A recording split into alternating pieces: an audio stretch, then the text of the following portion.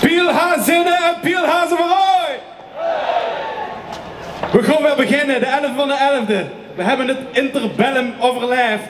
Op het Schouwburgplein opende de Pielhaas zaterdag het carnavalseizoen. Samen met andere verenigingen en vastelovensvierders werd al een tijdje uitgekeken naar Enkeltje Venray. Het kan niet mooier dan dit. Gisteren regende het nog, de hele wijk regende het eigenlijk, de hele mond. Maar vandaag de 11 van de 11e schijnt de zon. Ik stond gisteren in Heerlen en dan kwam het echt met bakken naar beneden. En ja, dan zie je het weerbericht de hele week dat het steeds zakt. En dan is dit echt geweldig. Hè? Blauw, leuk zonnetje. Kriebelt het? Ja, het kriebelt eigenlijk al vanaf woensdag alweer. Ja, dat doet het al een paar weken. Hè? Dan bouw het langzaam op. En dan in één keer gaat het gebeuren. Nissenwiet en dan het mudden helemaal gewoon.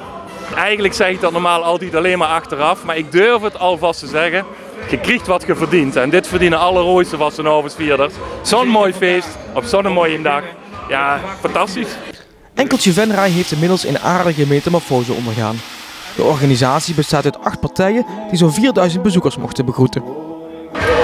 Dat heeft jarenlang een aanloop gehad. We hebben jarenlang een overeenkomst gehad met Overloon om die te respecteren, hun initiatief. Dat zij dat kosten doen. Alleen dat werd groter en groter en groter. De vastenavond in heel Limburg leeft enorm. Als je ziet wat er vandaag allemaal op de bieren is. En ook in samenspraak met Loon hebben we gezegd, nou dan kunnen wij nou ook al wat gaan organiseren. Wij als Pielhaas kunnen dat niet. En omdat wij nou die samenwerking met de horeca hebben sinds afgelopen vastenavond. Ja, kijk maar om in. Die mannen die kunnen dat perfect wegzetten. En wij hebben dan de dingen eromheen, ons Rooise vastenavondstraditie. En zij zorgen voor het feest. Is het eigenlijk niet zo dat zo'n vastelovend zo voor iedereen toegankelijk moet zijn? Dat zul je ook wel geboden, alleen op het moment dat je met de kostenstructuur die er nou ligt, qua veiligheid, hekken en al wat er moet gebeuren, ook vanuit onze burgemeester, wat de verplichtingen zien en de overheid, is het gewoon niet meer te betalen. En je ziet ook, overal is entree. En ik denk de entree die we in Venray vragen is echt wel in beperkte mate. En natuurlijk, entree is niet meer voor iedereen toegankelijk. Maar ik hoop eigenlijk dat de verhouding van de entree zodanig is dat toch iedereen die wil komen kan komen. Want ik ben het met de wens, entree schrikt af. Maar ik ben altijd weer verbaasd als ik samen met de horeca aan de computer zit en ik zie hoe snel de teller oploopt, hoe snel die kaartverkoop gaat. Ik denk dat we dat met z'n allen willen. Vastelovend moet ook voor iedereen toegankelijk zijn. Maar een evenement als dit, of welk evenement dan ook, het kan niet meer gratis helaas. De kosten voor ons als organisator zijn echt meer dan verdubbeld. En vanuit daar kunnen we gewoon niet meer gratis organiseren. We proberen het wel zo laagdrempelig mogelijk te houden.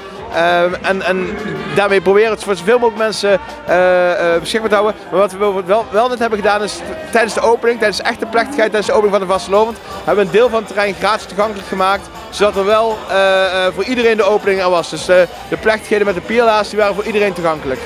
Wat ook wel leuk is om te vertellen dat we de verenigingen, dus alle mensen die zich jaar rond inzetten voor de vastelovend, die hebben allemaal stuk voor stuk kaart van ons, ook een aantal kaarten van ons gekregen. Zodat de mensen die zich jaar rond inzetten voor de vastelovend, dat die wel weer gratis naar binnen kunnen.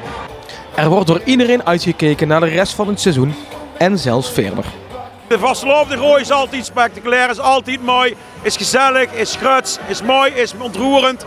Dus ik denk dat we gewoon weer een mooie vastelovend krijgen zoals we die altijd gewend zijn hier in Rooij. Daar ben ik wel blij om. Er komen nu nog een aantal weekenden in november aan. Daar gaan we nog volle bak vieren en dan in januari is het gewoon aftreden en dan is de Neeprins aan de beurt. Volgend jaar hebben we wel echt een topprogramma met Bjorn en Mieke, met Prüfma, met Spikkerspan, met La Bamba. Echt het keurslijf van Limburgse artiesten hebben we volgend jaar al vastgelegd. Dus wij zijn nu al 2 jaar vooruit aan het kijken. Wij zijn bezig met 2026 al.